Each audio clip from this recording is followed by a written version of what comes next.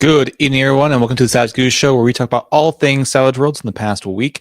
Today on Savage Goose Show, we are going to talk about what we could do to maybe make stat blocks better for GMs for Savage Worlds stat blocks for monsters. So we're going to talk about that. We're also going to talk about the newsletter. We have some news. We also have some additional news about a few other things that are not in the newsletter.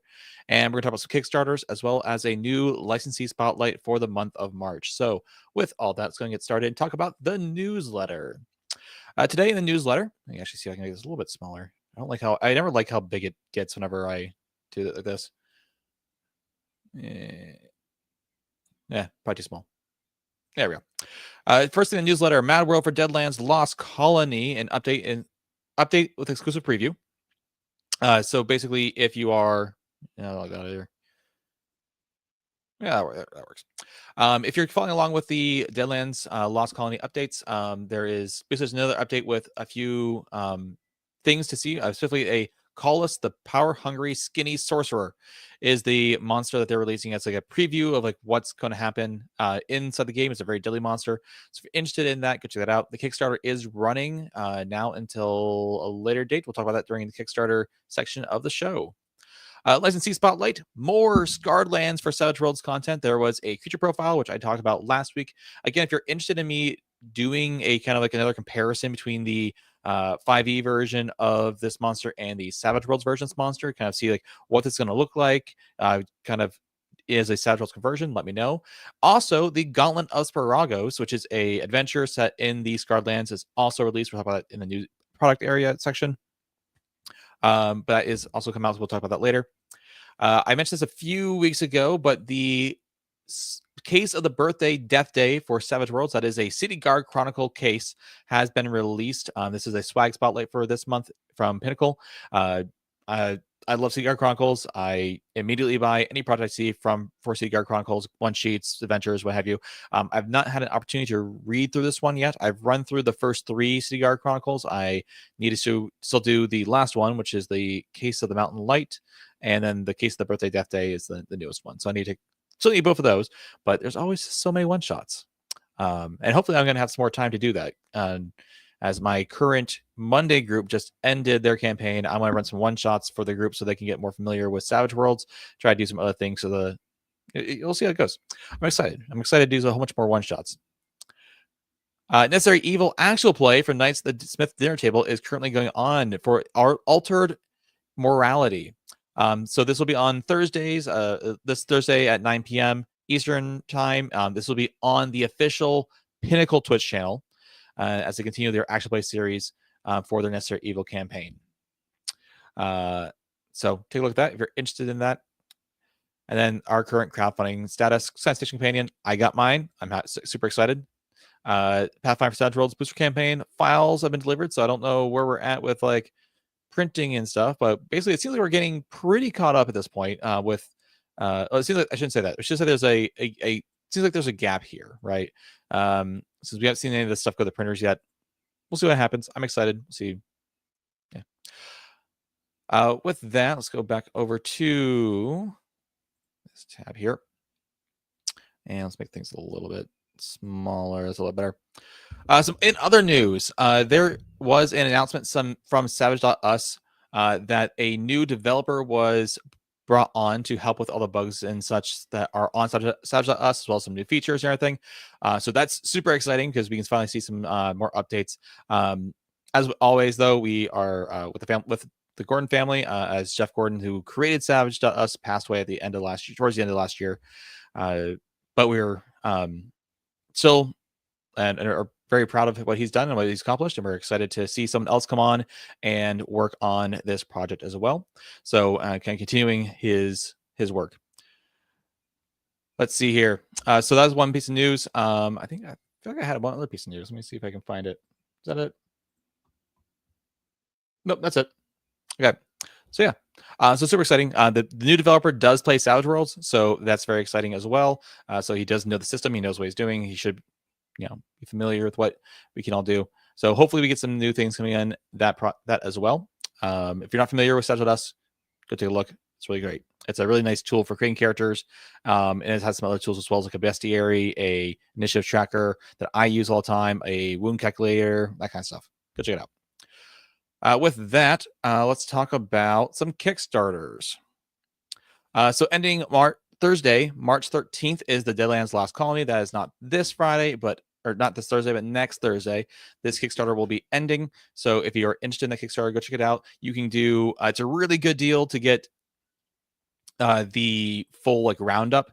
If you're interested in getting all that, I'm definitely thinking about it since I should be getting a nice YouTube payment this month, hopefully. So maybe I could swing getting that with the YouTube payments. So if you get the main box set for Deadlands Lost Colony, you can get the 2 adventures, like this one and the one that came previously. Can't remember the name of it right now. So if you're interested in that, it's a really good deal. You get a lot of product for fairly cheap, and including some stuff that they only released in the Kickstarter, or in this case, backer kit, but still. Yeah, so there we go. Coming Tuesday, March 25th, is the Sick and the Dead for Vermilium. This is going to be another adventure for Vermilium. I've talked about Vermilium before. It's one of my favorite settings aesthetically. I haven't gotten to play in it, so I can't really say too much about the mechanics. There's nothing too crazy in the mechanics, in my opinion, but there's a lot of cool lore and a lot of really fun aesthetic that goes into the game. So take a look at that, check it out. I think it's pretty cool. Looking forward. Hopefully, I get to play it soon. I do have the adventure back here. The previous one, the Blood Hunt, nice print that I need to run at some point. So hopefully I get a chance to. All right. And then let's keep moving on. Oh, that is not the right monthly swag. We'll get to that later. I forgot to update the swag page. Moving on, though, we're going to talk about some new products. First thing I want to share is the Starbreaker Visor Run. This is a one-shot for Starbreaker. Starbreaker is a setting for Savage Worlds that involves very different things. In fact, last time they did it was the Saints and Sinners Starbreaker. So it's people who are, it's a space setting. I'm not really sure what else to say. It's a space setting with a lot of other small micro settings inside of it, or certain things like the Saints and Sinners. Sinners are the Syndicate, and the Saints are those who are infiltrating the Syndicate, usually by force. And they also, Star Evil Studios also announced that they're going to be doing another Starbreaker Kickstarter soon. I didn't put that in the Kickstarter section because we don't have a date for it yet, but it's going to be a Space Marines setting. So looking forward to that as well. And yeah, check out this one shot, this little one-page one shot. The one other product I wanted to mention, and I mentioned it earlier, was the Gauntlet of Spiragos. This is a, I've tried buying it for some reason. My account's not working right now, so I figure out what's going on with that. But the Gauntlet of Spiragos is a converted adventure from the previous edition of Savage Worlds. I've run this adventure in 5e. I've not run it in Savage Worlds. Obviously, it just came out I think today or something like that. So I'm super excited to see what the differences are between the version I ran, probably 6 years ago at this point for 5e, and then this version for Savage Worlds, and seeing like where the differences are. How does it compare? What are the feelings that how does it do everything in certain ways? It is a 77-page adventure. I shouldn't say it's not just adventure. It is some details you need to know in order to use characters and such. It does come with 6 pre-generated characters. So yeah, I'm super excited. Just gonna get that out there. So look forward to that, and I look forward to hopefully seeing a Kickstarter from this sometime this year as well. All right. All right, so this month, the swag spotlight is Battlelords of the 23rd century. Battlelords of the 23rd century is a very high-powered, very a lot of mechs involved, heavy war armor, space setting, very gritty, very crunchy, I would say, in a sense. We kind of talked about this a little bit last week when we talked about crunchy versions of Savage Worlds. If you want to have crunchy versions of Savage Worlds, it exists. You can have a very non-crunchy game like Slew Squad, where it's more fun, more just kind of kid-friendly and stuff, and not too rule serious. Or you can have a game like this, where it's very rule serious, where the species are very complicated and have very crunchy technical rules, and you can play as these space warriors, essentially, and Battlelords. And Battlelords are the I shouldn't say Battlelords, but you play as these characters from different factions and stuff who usually have mechs, usually have some sort of space marine type feel for it, and you just work for these different corporations and all this other fun stuff. You get armor. Yeah, it's a lot of really cool fun stuff. So if you're looking for a sci-fi game with mechs, with space combat, and it's very crunchy, this is the game to get. There's the core rules. You can also get let's see here. Here's the core rules. Then we have the alliance setting guides, more lore about the setting and everything. And then you have the Carnage Companion, which is more options for your Savage Worlds characters, for your Battlelord characters. So yeah, check it all out. It's a lot of fun. I've had a chance to talk to the people who made Battlelords way back when they're doing one of their Kickstarters. So please check it out. There's a link down below to the DTRPG, but if you're looking for a physical copy, you'll need to get it from them. I can't remember the website at the moment. I'll link down the website hopefully later, so you can take a look at that. Alrighty. Yes, and the Battlelords Quick Start is also available. I should link down to that as well, so I'll try to remember to do that as well. Well, if not for this week, at least for next week. So check them out. Like I said, there's a link down below. All right, so main topic today. And if you're just joining us, I am the Savage Goose, or just Goose. You can just call me Goose. That's fine. And we're going to be talking about stat blocks in today's main topic for today's video. And before I jump into that, I do want to look through the comments real quick just to see what everyone's doing here. Hey, everyone. Hey, Ted. How are you doing? Hey, Hamster Doom. How are you doing? Xavier says, oh, new case. Love Seaguard. Yes, Seaguard is so much fun. Take a look at that. Hamster Doom says, that one sheet with the doppelgangers is really fun, too. The joke is that he wrote it. So, I haven't played it yet. I'll try to get around. I haven't played a lot of the one sheets yet. You think I would because they're shorter, but I there's just so much depth to the full adventures that I really like to get into those. So, Chrissy Yig says, I'm going to run Lost Colony next after finishing up Headstone Hill. Awesome. Do it. Have fun doing that. Hope the Headstone Hill game is going well. Xavier says, oh, Space Marine. I was just trying to make a Space Marine with a sci-fi companion. That just came in the mail. Yes, I got mine in the mail. It's sitting back there. You can watch the stream from last week where I unboxed it. I haven't dug into it a whole lot just because there's so many things to dig into. And I'm looking forward to other stuff. And also, my family's been pretty sick this past week, so it hasn't been fun. Let's see here. Looking through everything. Yeah, everything looks great. So let's talk about stat blocks in today's video. I have here book 3. I'm going to give a very minor spoiler for book 3 of Rise of the Lords. We're going to be looking at a monster that my players are going to be fighting probably within the first 10 minutes of our next session. And what I want to talk about is that there's a topic that I've been seeing a lot in D&D circles right now, mostly because the new monster manual just came out. And for the most part, they're saying that, a lot of stuff they're really excited about. They are excited about some of the changes that's D&D made to certain things. A lot of stuff to do with challenge rating, which also we don't really care about because challenge ratings and that kind of system just doesn't really fit into Savage Worlds. Maybe a little bit more into Savage Pathfinder because of classes, but in reality, it still doesn't really matter because you could completely build a character that just does not progress in combat damage. So making you can make a character that's just, all they really do is they're really good at investigating. They're really good at a bunch of other skills and stuff, but maybe not good at fighting. So not something we necessarily can really do inside Savage Worlds. But one of the things other topics are talking about inside of the D&D space is making the monster blocks easier for game masters to run the monsters.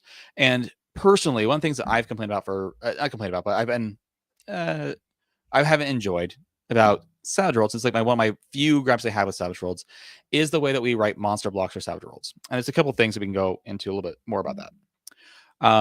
And kind of as we go into that, I'm going to share with you the monster block I'm going to be modifying for my game. What the things I would do to a monster block to make it easier for me to run this monster for my Savage Worlds games. Give me 1 second. I'm going to sneeze here. I just waiting for it to come through. Yeah, excuse me. So, yeah. So here, let me go and share the tab here. Where is it? Here. Nope, not that one. This one. Cool. And let me go and see if I can make this a little bit smaller for you guys so you can see more in general. There we go. All right, so this is Crowfood. He is an ogrekin fighter rogue. A lot of the ogres in this section are very unique to each other. And so each one, it's not like just like one stat block for the ogres. It's each stat block is different for each ogre kin in this section of the book because they each have different abilities, which makes sense. It's fine. But it does mean that we have to do this multiple times for every single monster. And I kind of just want to go through the things that I don't particularly enjoy about stat blocks when I read through a Savage stat block. In some senses, I understand why they're here. A lot of times it has to do with page count and trying to reduce page count, making the monster blocks not too big. But at the same time, there's some things that I kind of wish were here so that I didn't have to like remember off the top of my head. Specifically, let's look at things like hindrances. I can't remember exactly what major does or what outsider minor does.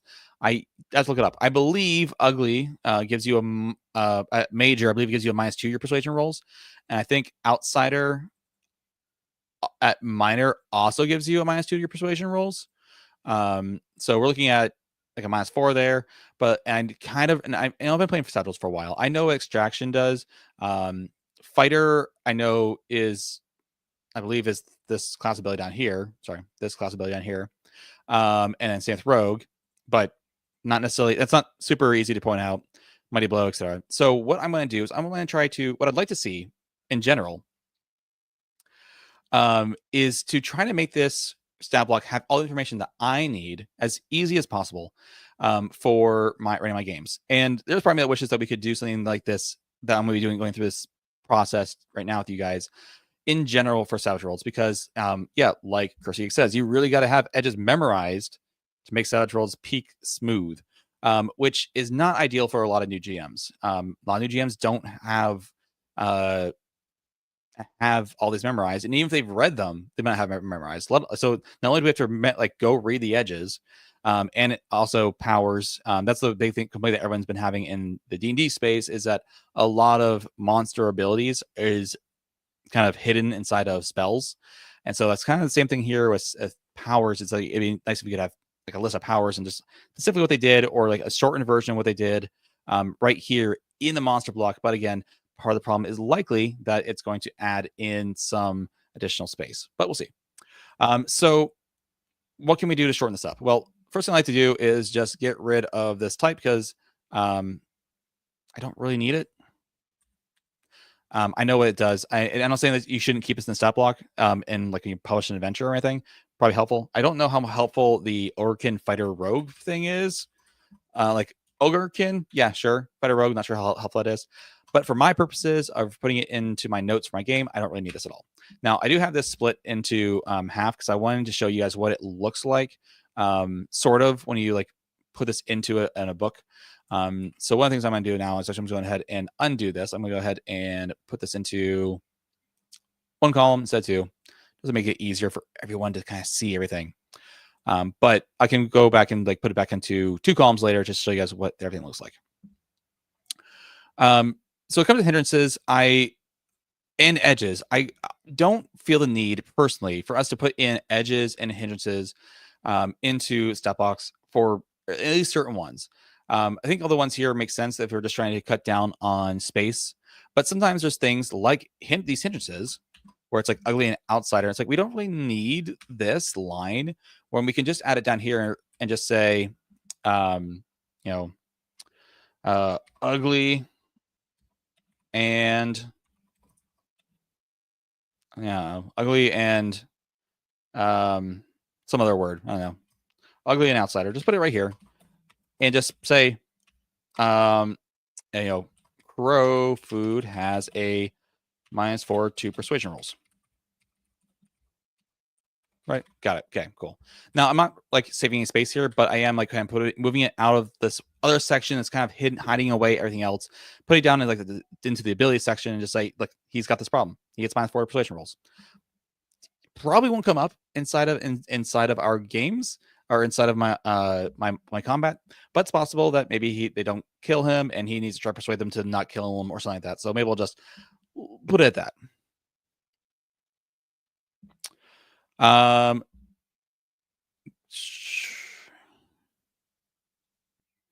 So in here, his read, though, I think the GM should rely on the player to know their own edges. Yes, absolutely. I don't think players should not know how their own edges work.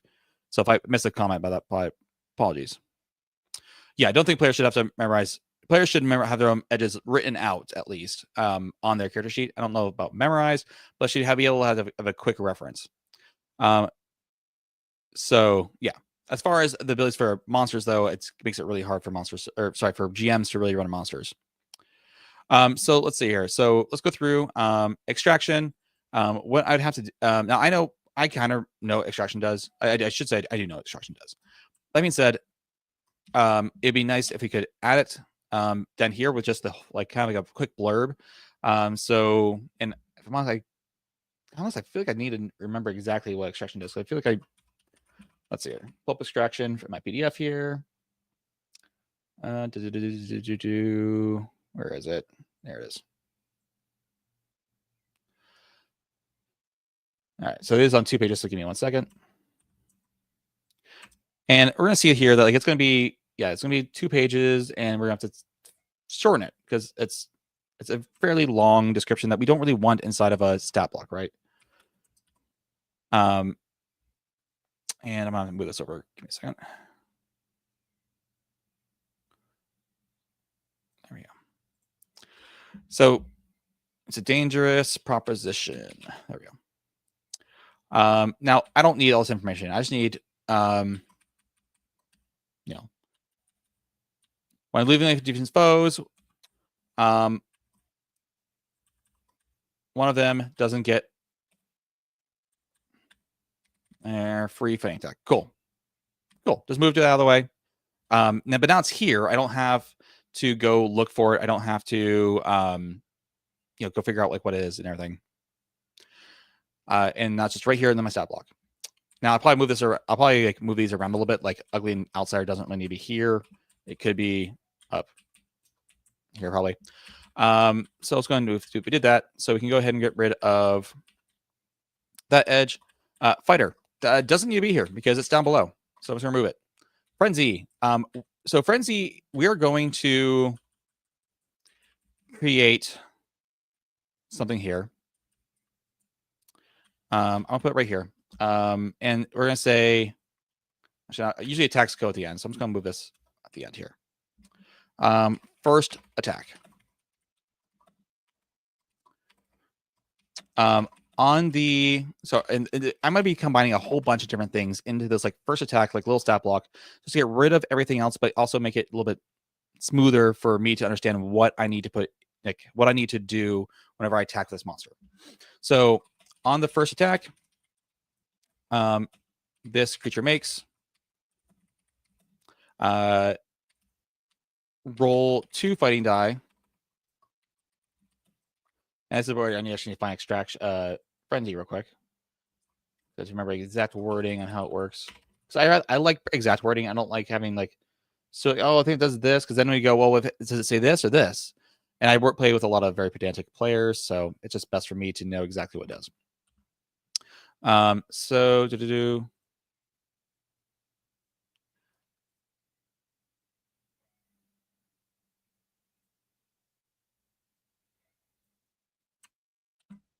yeah. Moving away from adjacent foes, one of the sorry, where is it? Where are we here? On the first attack, the creature makes roll 2 fighting die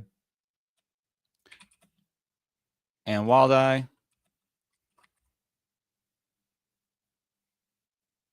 Maybe it's just better to use the actual wording here.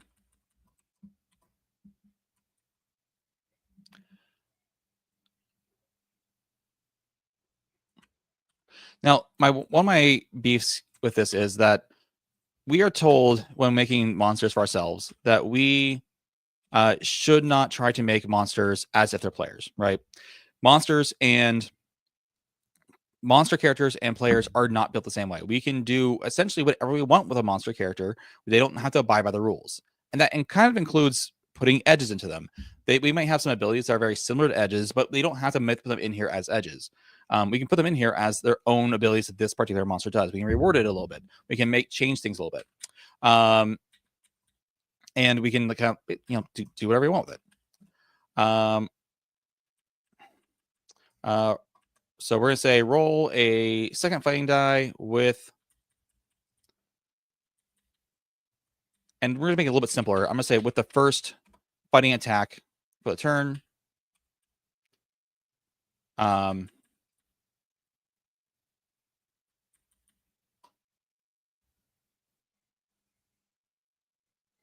Is it having does he have any other limited actions?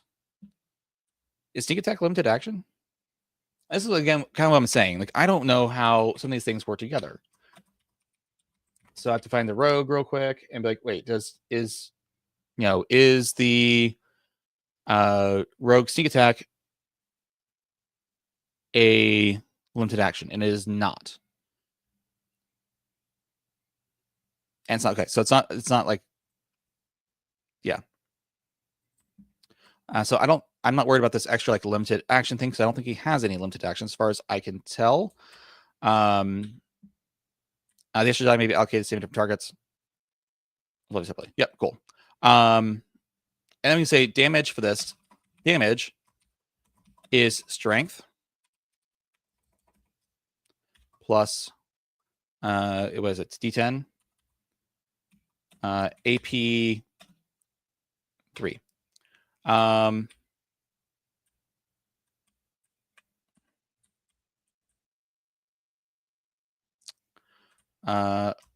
Fighting die bonus. So I'm going to put like bonus here, right? Bonus. And what I'm going to just try and do now is like just kind of mark out the bonuses that this character gets for their fighting rolls. One of the things they get a bonus for, we can see here, is that where is it? Is an accurate weapon. I believe, again, I have to remember what does accurate do. So not only memorizing edges, powers, class abilities, but I also have to memorize enchantments too, on like what these enchantments do. So now we have to look at accurate and be like, okay, accurate does. And the accurate, again, is a thing that's I'm going to keep in there, because when I look at when my players loot the body, they're going to know what they have. And it's important that, hey, this ogre hook they have does strength plus D10, has AP3, it's accurate. That's good to know. Let's see here. I believe accurate is a +2 or +1. I think I'm noticing like the enchantment section. There we go, enchantments. Accurate, yes, they get a +1. So I'm just gonna say, hey, bonus +1, right? There might be some more bonuses we have to worry about. +3 if while attacking. Oop.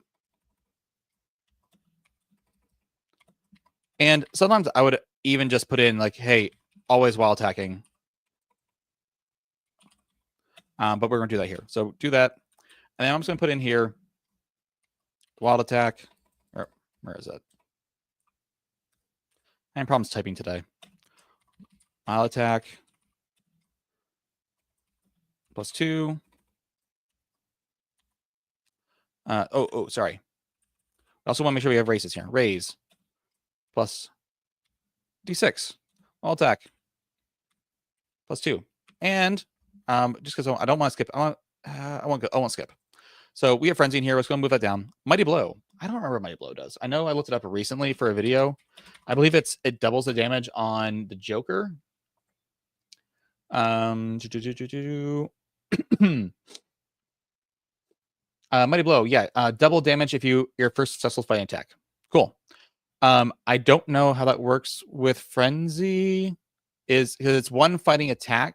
So no, it's one fighting action. So it's not both attacks. So I say Mighty Blow if Joker plus or double damage for first successful fighting attack. Right. So we're gonna do like all this other stuff to make sure it's very clear on what all is happening.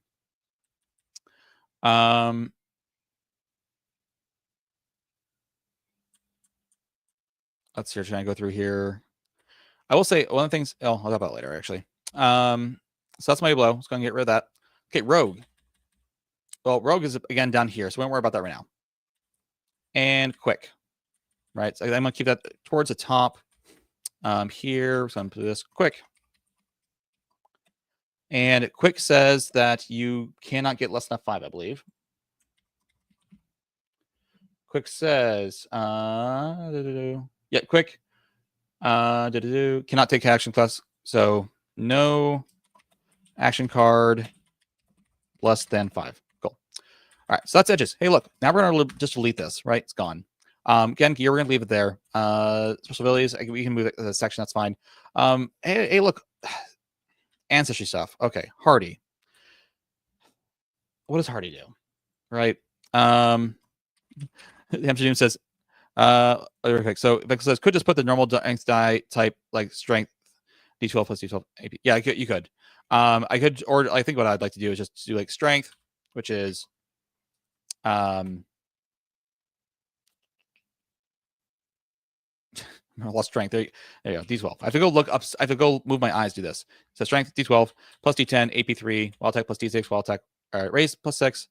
Wild attack plus 2. Double damage successful tie attack if it's a wild if it's Joker. All right. So moving that. Hardy. Okay. So what does Hardy do? Let's go find out. So Hardy says that if the beast is shaken, the shaking result doesn't cause a wound. Okay. We're going to put this under quick here. So Hardy. And we're going to simplify that. Second shaken result does not wound. Okay, cool.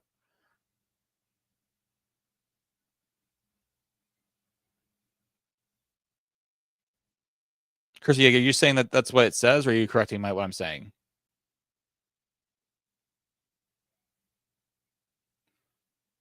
Yeah. Let's see here. So Hardy, cool. Low light vision. I'm gonna put this down here for now, but I don't really want to go over it right now. Gonna put that up here. And then size 1. I actually find size 1 is important to have in a thing. I kind of don't. I feel like it should just be up here though with these things. Just put it up here with this. It's like just size 1. Cool. That just makes it things a little bit easier in my opinion. Just put it up there with everything that's that. Because size can matter when you're doing like grapple checks or whatever, stuff like that. So size is important to have in there. I don't think it's like super important, but it's important enough that you should put it in there. Armor +1, hardened flesh. I don't need it. The armor is built into the toughness of the monster. I'm going to take. I think sometimes people want it in there because they want to kind of show their work. They want to show that yes, 3 is correct. 3 is what it has. I don't feel like that's necessary. I think we can just say, yep, put in 3 here. It's there. It has 3 armor. Sometimes people are going to ask, okay, why? But I mean, obviously for my ability, my purposes of making this in a campaign, I don't really need it for running my game to be there. I'd rather just run with the stats I have. That being said, should it be there or not? Personally, I don't think so. I don't really think it should be there. I think we should just kind of skip it and just assume everything's good. But I know sometimes people want to show their work. Cool. Chris Vieg says, I was just trying to answer what Hardy does quick. Thank you. Appreciate it. Yeah, so there's that. And then we have, let's see here, we got the light vision. We'll worry about that later. Not really worry about that right now. Okay, this right here, this is Martial Flexibility is a really cool ability for people to have. It lets you take what you lets you for 5 rounds have the combat edge of your choice that you fit the requirements for. I don't have all those edges memorized, and I really wish we would just give advice on which ones. I think in this case they do give advice. Let's see if they do. So they go to the tactics section. No, it does not. It does not tell you which one to take. So in when I usually see this, I just give them Frenzy because I think Frenzy is really cool and it really increases the attack and damage rate of a monster. However, this guy already has Frenzy. So what do I do now? So again, we might just want to come back to that one because I'm not entirely sure what to do at that one. Armor restrictions. I don't need an armor restriction. So we're just going to, so we'll come back to that to the other one. I'll need armor restrictions though. I'm not going to give him armor. I'm not going to change what armor he has. So I don't need that in my ability here. Sneak attack. Cool. He's got sneak attack, meaning that if they're vulnerable, so I'm going to add here. So I'm going to add in right over here, sneak attack. And then if target is vulnerable,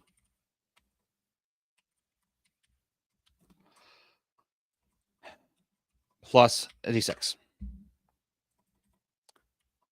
I do have that one memorized because I don't know why. Plus d6.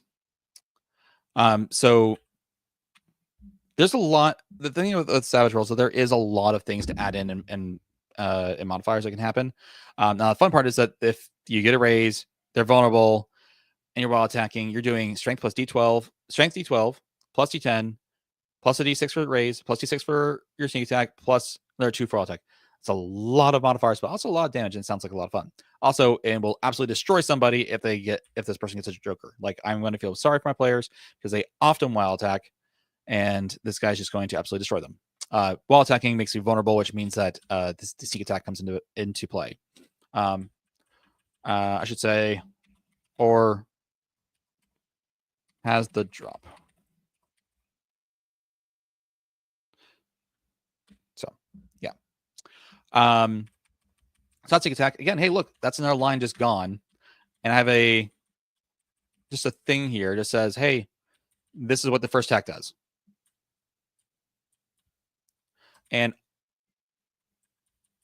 I'm just going to say roll 2 fighting die for the first fighting attacks for the turn.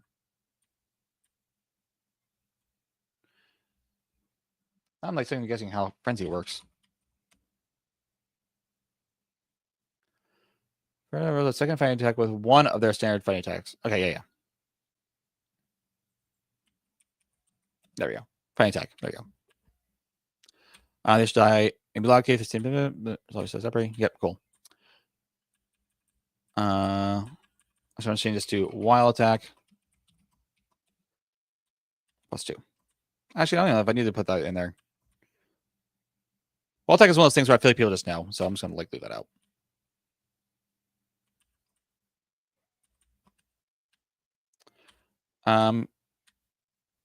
And it's not like an edge or thing. It's just like a thing that always comes up and is always being done. So I don't think there's a reason to leave it there.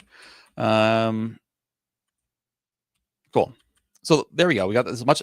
That's nice. We got so let's go back here. We got ugly outsider moving done. Hardy got it. Martial flexibility, still not sure what we're doing there. Ogre skin deformities. And to heal switch fast from arrest. I don't. +2 on vigor rolls. The heal switch fast from arrest, I don't think it's going to really apply because I don't plan on them having enough time to rest because I'm either they're going to die or something's going to happen. Likely. If that comes up, we can leave it, look at the main stat block. But for my purposes of like running the monster in the game, not worried about it.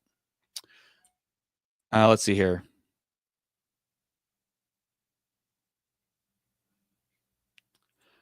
Some of the adventures have a list of 2 to 3 options. If you're talking about martial flexibility, Venkel, there is some monsters that did have like some options they recommended.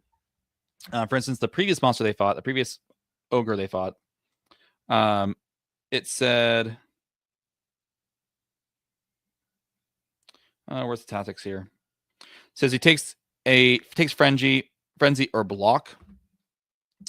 So I might just say that he has block. He just has block instead of giving martial flexibility. We're just going to say block. Which says his parry increases. So what it says is parry increases by 1 and gang up is reduced by 1. Right. Because I'm just going to increase his parry 7.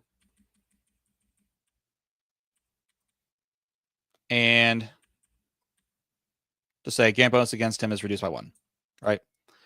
Just makes it a little bit easier.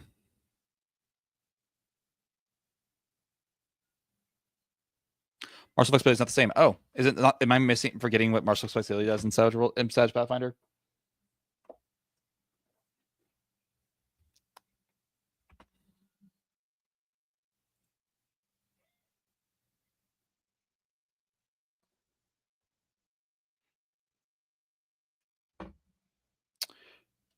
Am I missing something, guys? What's everyone laughing about?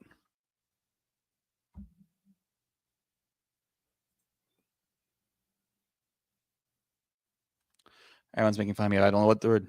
Read the word. Oh, marital flexibility. Yeah, got it. Okay, I see the funniness now. I probably have like, didn't say martial. Yes. All right. Enough. I'm just, yeah.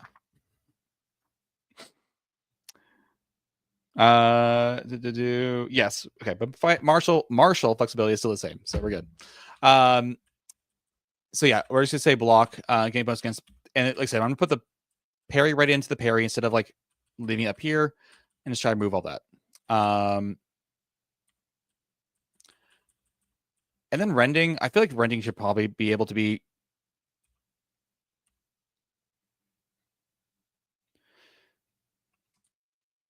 Let's see here.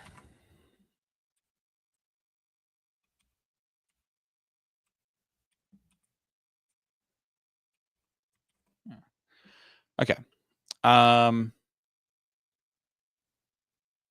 Sorry, completely lost train of thoughts because you guys are doing this to me. No.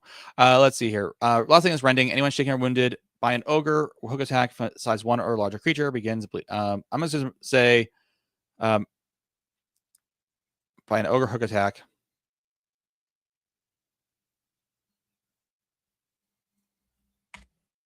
I feel like rending should have been like a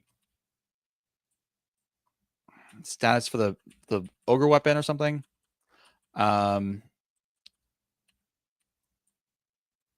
So yeah, there's like a little tab here. Unfortunately, this ability is long. I don't know how much I can shorten this and still make it make sense. Failure causes 1 wound, and yeah. Okay.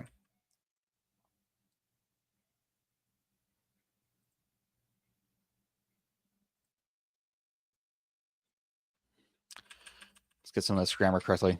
Cause wound. There we go. So that's how I would take this monster block and kind of change it for my purposes. And just to see like a little bit of a difference between like column changes. We do spill over now to the second column, but I feel like it's worth it compared to like just for everything that we see here. I'm going to do a few things here.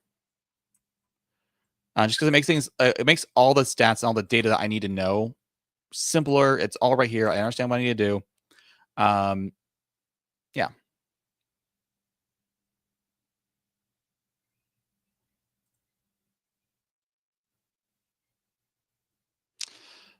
Zero says, other thing that people know, vigor rolls are free actions. I'm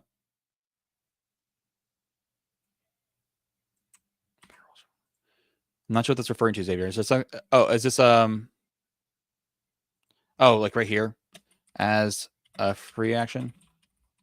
Fair enough.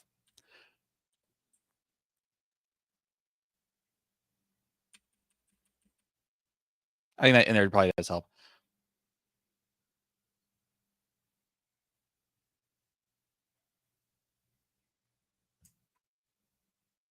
Oh.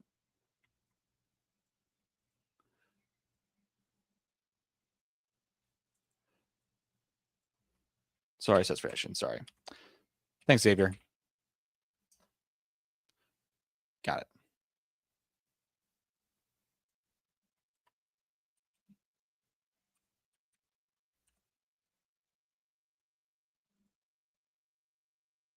Cool. All right. So that is pretty much everything that I would really change for this creature. If I was, obviously, I would not keep my notes in this format. So I'm going to go and change this back to columns 1. I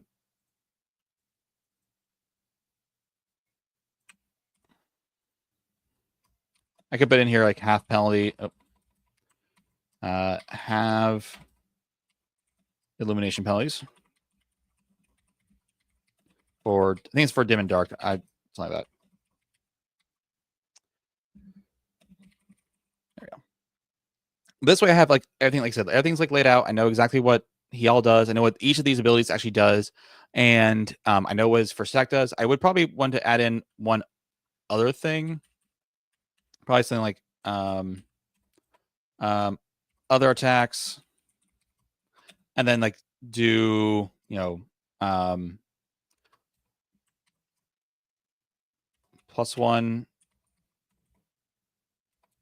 Sorry, you know, be like bonus +1. And some of you might know that this is similar to some abilities inside of like D&D books for monsters. So if you go to like, you know, well, this book here, this is the wrong book. No, it's not the right book. Yeah, there's things in here. It's like, oh, bite. You know, it's a this, plus to do this. This is how far it reaches. This is what it does. Here's how much damage it does. Right. So hit. So if I want to say, you know, we could just say hit, right? Hit. That'd be the language of D&D. Not that we want to copy D&D language. Not that we need to. And then like, yeah. So I'm going to keep it at that though. Damage. +1, and that'd be, let's see here. We do damage. And sneak attack is still true. So we're going to do this.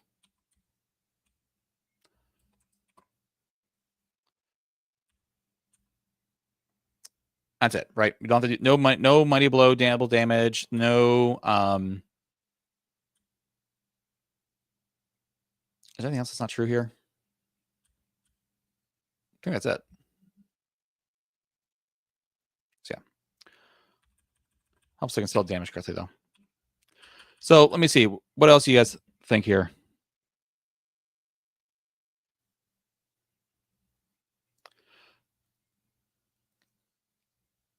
Let's see here. So like Lola says, like a flowchart for yourself. Exactly. Like knowing exactly like what I'm going to do each round just makes things so much simpler for myself instead of having to go, okay, I need to know how this ability works. How does it interact with this?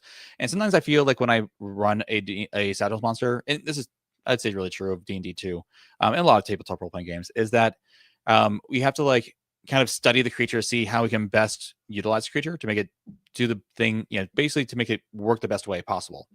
And sometimes what happens is that we are when like these blocks get designed is that we are hiding some of the strongest pieces behind abilities that we don't know they do, and so therefore we don't really look them up, and therefore we don't really use the monster to its highest potential. This is the problem that people kept complaining about inside of D&D, is that a lot of the monsters have their abilities hidden behind spells, and Savage Worlds kind of the same thing with edges and with their power, so it's a little bit of both worlds there.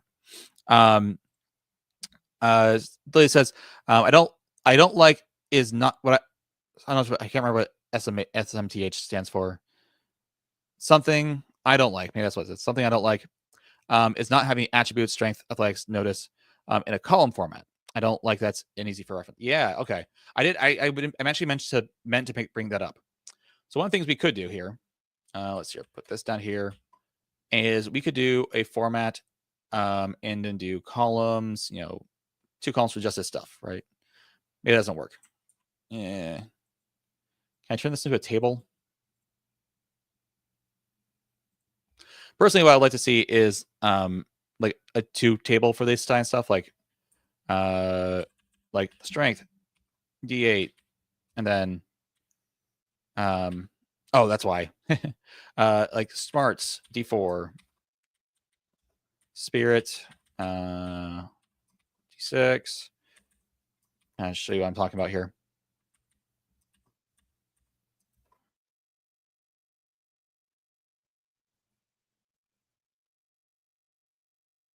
Ooh, Vankel, that's a great idea. Wound numbers by the toughness. That is such a great idea. I love that. I am completely stealing that. Yeah, you could put like say, hey, like because of this, 1 wound is yeah, so 15, 19, 15, 19, 23, 24, no, 27. Now, the one problem is like it depends on how you personally calculate stuff like AP and things. And I think one of the problems with this is that, yeah, like AP is going to ignore that and say you have to reduce all of it by a certain amount, but it's true regardless. So someone says, what you could do to keep these numbers accurate is that someone says, oh, I do, let's say they say I do 15, let's say they say I do 16 damage, but it's AP 3. Well, basically just add that 3 then, because we have 3 of this, we just add that 3. If it's 16 damage, now get 19. Okay, no, it's going to do 2 wounds. Otherwise, I still like that a lot. That's pretty good. As far as, now let me show you what else I like here. I think putting these into a column format would be good. Thanks, Lily, for mentioning that, because I meant to mention that myself. Like this. Now, it'd look a little bit better because the whole thing would be in 2 columns. Clearly does not work the way I want it to, though. So format, column 2. This is not a publishing software, so I don't know fully how to make it work the way I want it to. Format, columns 2. Yeah. I know what you're saying, though. It'd be nice if it was like, ooh, I guess I could use tabs for this. There we go. Like that. And basically just do the same thing for skills. Curse says, I subtract toughness from damage and then fit as many multiples of 4 as I can in my quickest way to figure out wounds. Generally, same thing is what I do too. So what I basically do is if someone has like AP3, what I typically do is I'd say, okay, you have AP3, this thing has 3 armor. Okay, cool. Reduce that down to 8. You did 16 damage. Okay, so 16 minus 8 is 8. So you did 2 wounds. Cool, done. Right, that's generally my quick formula. But I feel like everyone's math is a little bit different on how they calculate things. So the way that you might put your numbers into this might change. But also I think having like a built-in wound calculator, the way that you can get those bookmarks from Pinnacle that have like, here's what your target is, here's how much damage you did, here's how many wounds that is, right? And so we basically just putting that right into the stat block makes it way easier to like go do cool, like done. And if you have to rely on these numbers, then you just have to change your math a little bit the way that we do things. But I generally agree, Curse. I do generally that's how I do my damage. Is I just like subtract the toughness from the damage roll and then do that. There is something that people have talked about. I've seen people talk about a little bit recently. I think it was on the Reddit, which was changing parry and toughness to being a modifier for your being a modifier for your players, so that it's a more consistent number. And that could work. I don't know. I have mixed feelings about it, so we'll see. So basically, toughness would basically be, instead of like when the player rolls damage, you'd be like, okay, this is at a -11, and every success they get is a wound, right? If they get at least a 0, if they get anything less than, if they get 10 and it's less than 11, boom, nothing happened. So that could work. And then parry would be just a -7 parry, I guess, or -7 to the fighting roll. No, you could work it out. It makes sense. Vanko says, not gonna lie, I normally put the archers at smarts, agility, spirit, vigor, strength. Why? It's alphabetical. Heresy says, heresy. Yes, heresy. Why would you do that, Vanko? No, it's fine.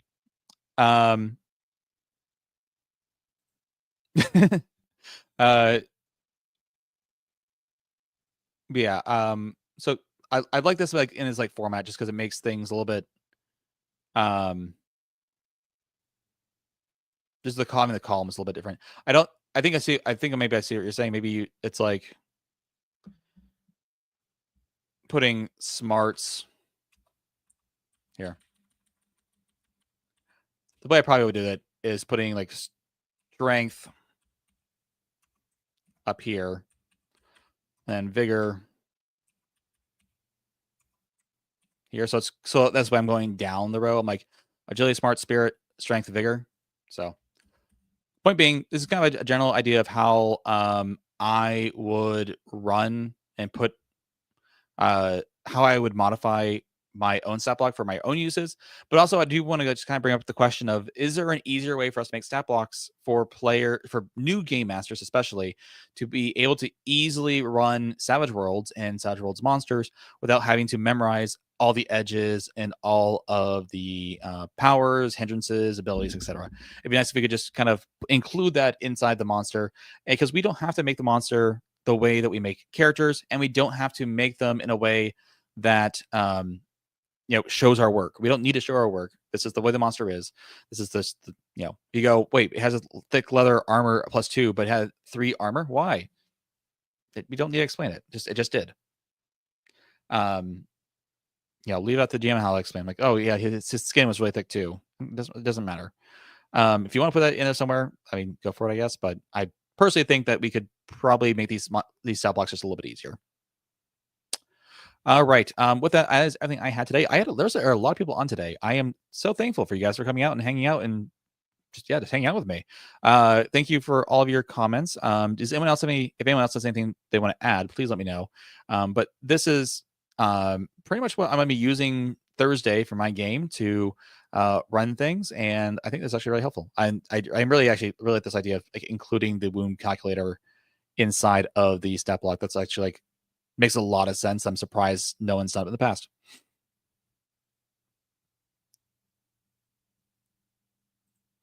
Lily says, and by the way, guys, we do plan on having Lily on at some point to talk about her. We just finished our Monday night game. She was the GM for it. This is her first game ever GMing for Savage Worlds.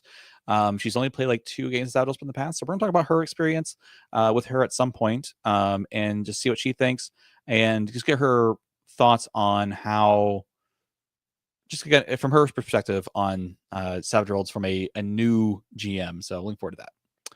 And I played in this game, so like I have some like insider thoughts as well. So we'll see how that goes. All right. Well, thank you all for jumping on and hanging out and talking about this.